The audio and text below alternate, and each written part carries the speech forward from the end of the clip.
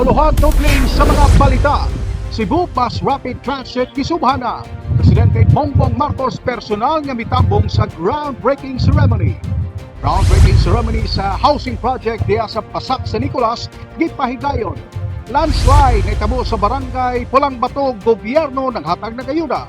Tulo ka dagkong proyekto giturnover sa gobyerno sa mga barangay. Jobs fair gipasugdahan sa DMDP nagmalampuson. Gikan sa hawanan sa Cebu City News and Information. Aniya sila si Jinky Rosin o Ramil Ayuman. Mayong buntag ang Cebu City News and Information. Matod kaninyo sa mga balita nga nahipos sa PIO News Team. Ning adlaw Sabado, Marso 4, 2023. Ako si Ramil Ayuman. Mga kalambuan sa Dakbayan sa Subo, inyo ng Masayran. Ako si Jinky Rosin. Formal na gisubhan ang 16.3 billion pesos nga Cebu Bus Rapid Transit kon BRT project dinhi sa siyudad sa Sugbo den personal kining gitambungan ni Presidente Bongbong Marcos Jr. Si Mayor Mike Rama mihangop sa mga kalambuan tungod kay matud pa niya dugay na kiniyang damgo alang sa siyudad. Ang report ni Santino Bonachita.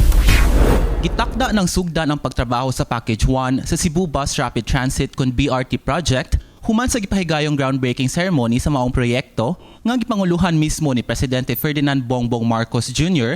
ni adtong adlawng Lunes, Pebrero 27. Malipayon si Cebu City Mayor Michael Rama nga human sa pila ka tuig masugdan na gyud ang pagtrabaho sa maong proyekto. Alang sa mayor, usa kini kadamgo nga nahatagan og katumanan. Dream come true. Precisely, I always mention Mayor Tomas Usmeña. We were together in having this very gargantuan project.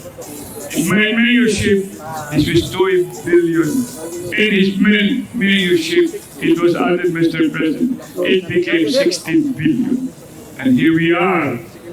Pagpag natong tanan. DOTC started planning 2008, but we thought about this in the early 90s.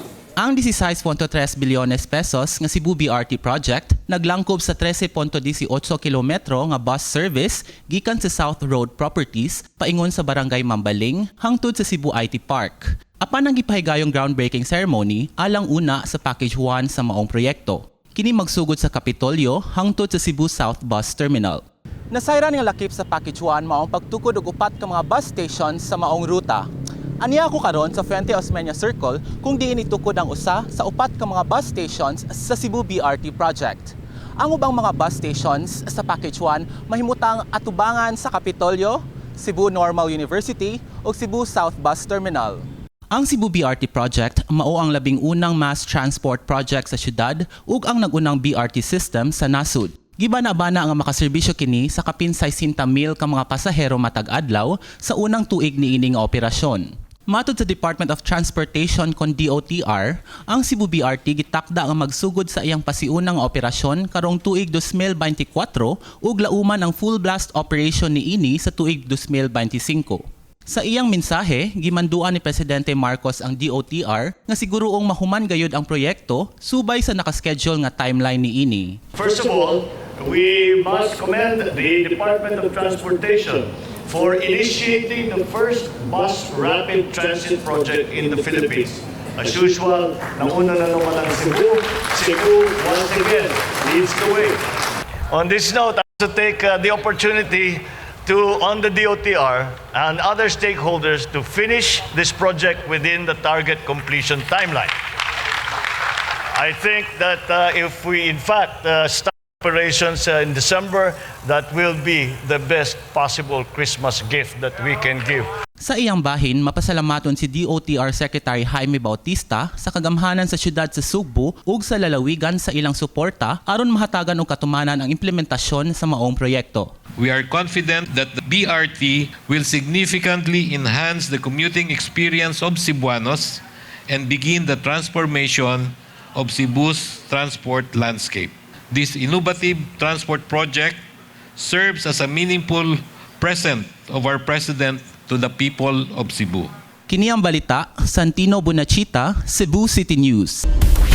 Sa samang bahin, formal na nga gisubhan ni Presidente Bongbong Marcos Jr. ang Cebu City South Coastal Urban Development Housing Project diha sa Barangay Pasak, San Nicolas. 8,000 ka mga Cebuano ang gitakdang makabenepisyo sa pambansang pabahay sa gobyerno. Si Nova Jane Yanson sa report.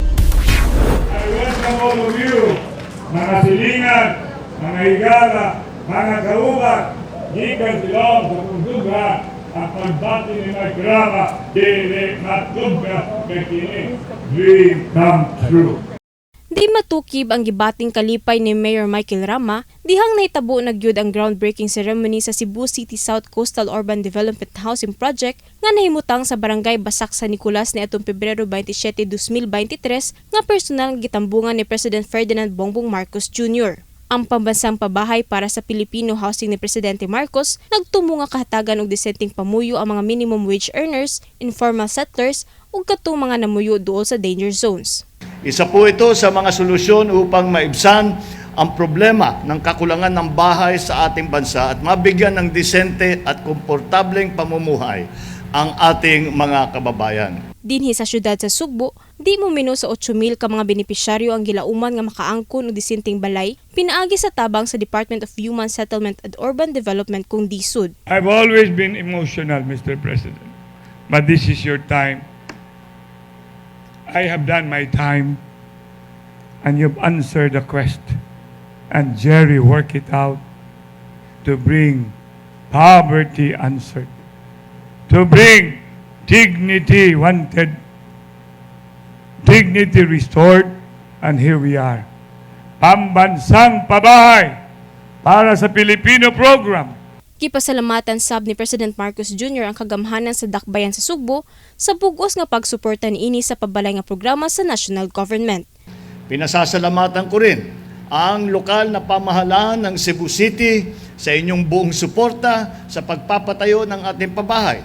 Sama-sama po natin tiyakin na ang mga itatayong bahay ay matibay, de kalidad at hindi basta-basta magsisira. Kahit dinaanan ng bagyo, kahit abutan ng lindol, ay makikita natin at nakatayo pa at maganda pa rin ang kanilang mga tirahan. Dining dapita sa Barangay Basak, San Nicolas, gilauman nga tukuron ang napulo ngadto sa 20 kaandana nga struktura nga kabahin sa pambansang pabahay nga programa sa Pangulo sa nasod. Iyang hangyo ngadto sa mga benepisyaryo nga kung kini mahumana at imanon kini og pabiling limpyo alang sa ilang pamilya. Kini ang balita, Nova Yanson, Cebu City News. Sa laing balita padayon karong gimonitor sa Cebu City Government ang mga pamilya nga nagpuyo duol sa netabuan sa landslide sa Barangay Pulang Bato ning Dakbayan. Samtang relief operation nagpadayon. May detalye si Charis Baino Pineda. Wa damhan ni Nay Gloria nga ang nabati niyang kusog nga dahunog sa yuta usa na di ay ka-landslide nga natigayon pasado alas 10 sa gabi adlaw nga Lunes. Ang ilang balay na himutang sa tiilan sa bukid nga delikado sa mga pagdahili sa yuta ug ang insidente nakapakurat kanila. Dinhing dapita sa akong gibarugan nahitabo ang maong landslide ni atong Pebrero 27 adlawng Lunes. Sa pagkakaron, nibalik na sa ilang tagsa-tagsa kapanimalay ang mga lumulupyo. Apan sila niingon, kung magsige og tinguwan, andam sila mo evacuate aron pagsiguro sa ilang seguridad o kaluwasan. Moingon mo nga papahawaan, mo pahawa ra sad me. Daghang kuan nga maghigahi ta kay ang kinabuhi wan agyo kinabuhi mapalit. Sa talaan sa Department of Social Welfare and Services, muabot sa 175 kalumulupyo sa Sitio Riverside, Barangay Pulang Bato ang gipa-evacuate sa Cebu City Government. Ang CDRRMO, DSWS ug barangay officials daling miresponde sa panginahanglanon sa mga pamilya sama na lang sa pagtunol og probisyon sa relief goods nga naglangkob sa 5 ka kilo nga bugas ug 1 ka pack sa assorted goods. Ang naasoy nga mga ahensya mipahigayon og assessment aron pag-identify sa relocation og evacuation sa mga pamilya nga moitahas karon sa Department of Welfare and Urban Poor. Ang buhatan ni Vice Mayor Raymond Alvin Garcia nagpahigayon sa ilang relief operations sa naasoy nga dapit. Si Nay Rosela Mendoza dako ang pasalamat sa tabang nga nadawat gikan sa lokal nga panggamhanan. Nalipay mi kay at least ni kuan sila, ni action sila. Pero kanay nani nga sitwasyon na kinahanglan pangitaan pag nilang resolusyon ug unsay angay nilang buhaton nga kami dili gyud ma-affected. halimbawa lang jud o kanang ikwari gyud ni nila kay murag sa ako lang sa tan-aw, sa ako lang sa concept ba nga ang option gyud ani is aquarying gyud niyo nga ang ikwari ni nila evincing style lang murag dili gyud kay apektado ang dito sa atubangan. Human na suta nga dili na delikado ang maong dapit sa nahitabuan sa landslide, gitugtan nga makabalik sa ilang panimalay ang 30 ka pamilya. Kini ang balita. Maria Charis Baino Pineda, Cebu City News. Sa laing balita, laing pang-upat ka mga proyekto ubos sa Rama Administration ang gi-turnover ning bagulang ato sa tulo ka mga barangay sa syudad.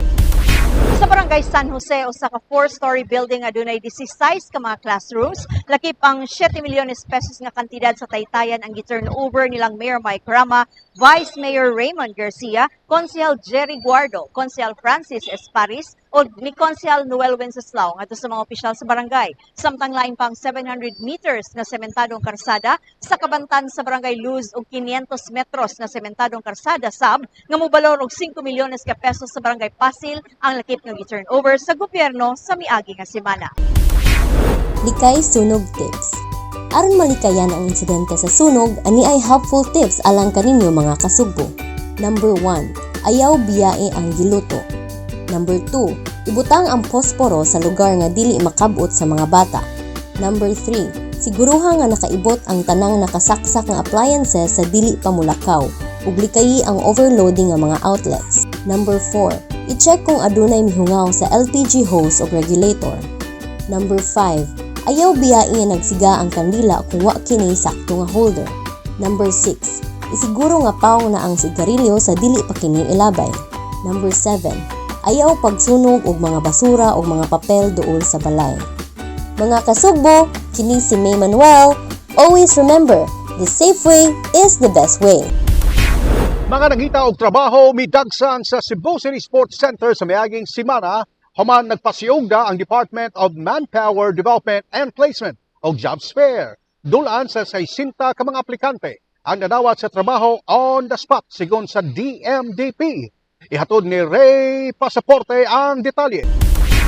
Muabot og 59 ang na-hard on the spot sa local ug overseas mega job fair nga gipahigayon sa Cebu City Government pinaagi sa Department of Manpower Development and Placement kun DMDP sa Cebu City Sports Center Pebrero 25 tuig 2023. Samtang laing 46 ang nadawat nga mga aplikante nga naay kuwang sa ilang mga requirements nga gikinahanglan sa employer ug 328 ang kwalipikado sa ubang mga posisyon.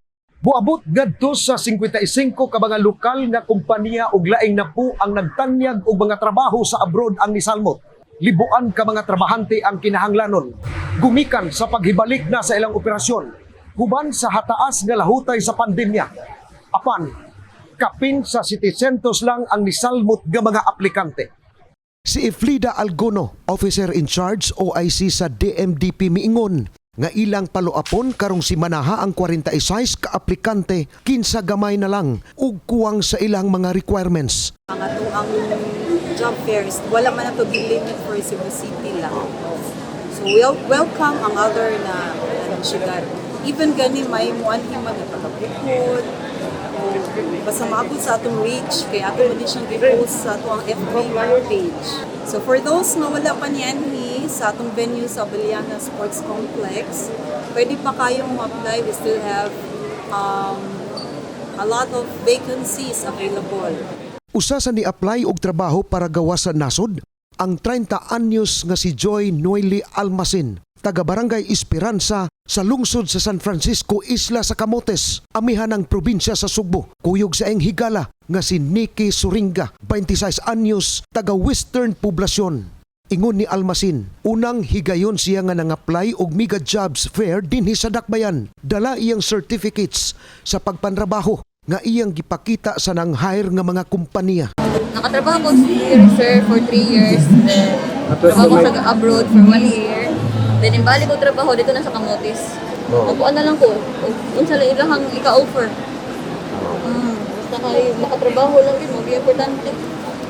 Si Cebu City Councilor Edgardo J.P. Labilla II Chairman sa Committee on Labor, Employment, Cooperative and Livelihood sa Cebu City Council niingon nga gidala nila tanan sa jobs fair ang pipila ka government agency sama sa SSS, Pag-ibig ug PhilHealth aron kadtong ma-hire on the spot makaproseso dayon sa ilang requirements sa naaswing mga buhatan. Tambag nila Bilya sa mga aplikante nga dili madawat, di lang magpawala sa paglaom kay ang syudad dili mo undang sa pagpahigayon og mga jobs fair. Yes, actually dili ra sa Mayo pero the whole year daghan kay ta jobs fairs, mega o kanang jobs fairs sa kada barangay.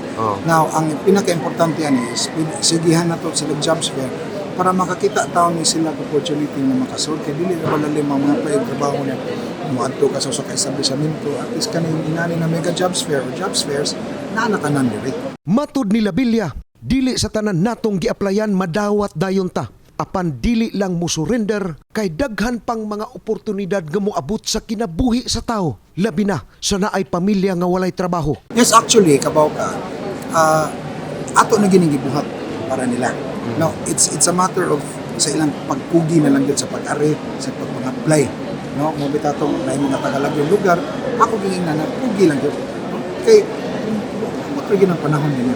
Ang himuong inspirasyon sa pagpang-apply ug trabaho mao ang ilang pamilya. Kini ang balita. Ray Pasaporte, Cebu City News. Mayor Mike Rama subling gibisita ang mga barangay sa kabukiran sa siyudad sa Sugbo. Kini aron sugtawon ng mga nagunang problema nga giatubang sa ilang komunidad. Si Russell Puliuzos may detalye. Dili mo minos sa 20 ka mga barangay ang gibisita ni Mayor Mike Rama niadtong adlawng Domingo kuyog silang ayan hasamal sa local school board og inting ismiya sa Office of Senior Citizens Affairs. Ang ilang tuyo mao ang pagsusi sa kahimtang sa matag barangay o pakighimamat sa mga residente nga kabahin sa programang Simhot sa barangay ni Mayor Mike Rama. Nasuta sa PIO News Team nga matag tulo ka buwan o quarterly kanunay bisitahon sa mayor ang tanang barangay ilabi na diri sa Bukid Gabahin. Tumong sa mayor nga masuta personal unsay mga problema kakulian sa matag barangay diri sa kabukirang bahin kay alang sa mayor mao kini pinaka-importante nga angayang tabangan kay diri nagagikan ang atong supply sa utanon, lagutmon ug uban pa. Si Mila Bihag, konsehal sa barangay Kambinokot, nalipay sa pag-abot sa mayor sa ilang dapit. Wala niya damha nga miduyog si Mayor Mike og paniudto sa karinderya kuyog ang mga department head, mga pulis ug ubang kawani sa Cebu City Hall. Ay, nalipay mi gani suroy mo. Salamat kayo sa pagduaw ni Mayor og kanin yung tanang ni kuyog ni Mayor. Ang maong programa gitoyo og himo sa mayor aron ipabot sa mga kabaranggayan ang tinguhan nini nga usa ka Singapore-like Cebu City nga nagkinahanglan og suporta sa mga leader sa barangay. Pipila sa iyang gibisita mao ang barangay Pungol, Sibugay, Siraw, Taptap, Guba, Kambinokot, Parel, Adlaon ug uban pa. Russell Fulisos, Cebu City News. Sa laing balita, andam ng buwatan sa Cebu City Women's and Family Affairs Commission sa kasalugan sa Women's Month karong buwana. Gawa sa pagsaulog sa International Women's Day karong Marso 8. Si Colleen Quintanar sa detalye. Niadtong Marso 1, dungan nga gibitay ang mga tarpaulin sa mga barangay sa dakbayan sa Sugbo sa kasaulugan sa Women's Month. Sa Marso 5 ang opening salvo anha sa Plaza Independencia. Daghan ang mga kalihukan nga ipahigayon sama sa mga symposium o seminar. Ipahigayon sab ang kinanggabay sa Marso 25, Women PWD Parade sa Marso 27 ug VAO Congress sa Marso 28. Gipaabot ang dugang pangkalihukan tungod sa daghang ahensya nga nagsuporta sa buwan sa kababayenhan. Matod ni CCWFAC Executive Director Jojo Lingaw-Lingaw, karong buwan sa kababayenan, ang mga babay angay mubarog sa ilang katungod ug mupalanog sa ilang mga tingog. Hinaot pa unta nga kita mga kababayenan dili nato ialaw nga kita gamiton sa unsang paagi. Kita mubarog, let us all stand for our rights and let our little voices be heard nga dako kay ikatabang ang mga kababayenan. So we here in the city government through the office of the Cebu City Women's and Family Affairs Commission, we continue to empower women. Ang Cebu City Women's and Family Affairs Commission ug ang tibuok kagamhanan sa dakbayan sa Sugbo pinanguluhan ni Mayor Mike Rama padayon mudasig ug muhatag og gahom sa kababayenan. Tapuson ang selebrasyon sa buwan sa kababayenan sa Marso 31. Kini ang balita, Colin Quintanar, Cebu City News. IBI.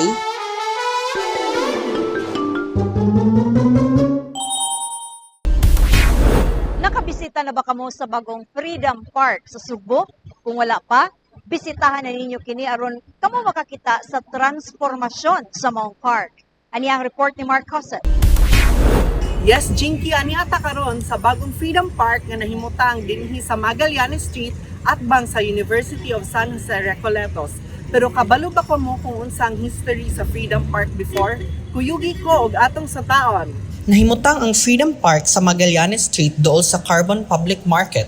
Ang maong park, original nga bahin sa mga yuta sa Praile nga gipangiya sa Order of Augustinian Recoletos sa wala pa kini nakuha sa syudad ni atong 1880 ug nahimong barak sa militar. Ang Freedom Park kaniadto usa ka open space nga kalingawan sa mga Sugboanon ug lugar alang sa mga demonstrasyon o protesta. After the Second World War, the park became a venue for candidates to hold campaign rallies in the 1950s and 1960s, thus the word freedom in its name. Sa dekada 70, sa panahon sa martial law diin gidili ang mga rally ug protesta, ang park nahimong merkado sa kadalanan alang sa mga bulak, basket ug ubang pang mga produkto. Now with the joint venture of the Megawide Construction Corporation ug Cebu City Government for the modernization of the carbon market, ang Freedom Park was restored to serve its original purpose. Karon, tungod sa kaanindot niini, usa na kini ka lugar diin nahimong makarelax ang mga tao, and above all, usa sa naghatag og scenery sa syudad sa Sugbo, labi pa sa gitukod nga 15-meter high obelisk. To recall, the mayor said that transforming Freedom Park into what it was before is part of his Singapore-like Cebu City vision for his administration. O mao kato naglangkob sa ato mga balita nga nahimo sa Cebu City News and Information ikadlawong Sabado, Marso 4, tuig 2023. Ako si Ramila Yuman. Ug ako sab si Jinky Rosit. Daghang salamat mga kasugbo. Hangtod sa sunod semana dinhi lang sa Kasugbo Updates.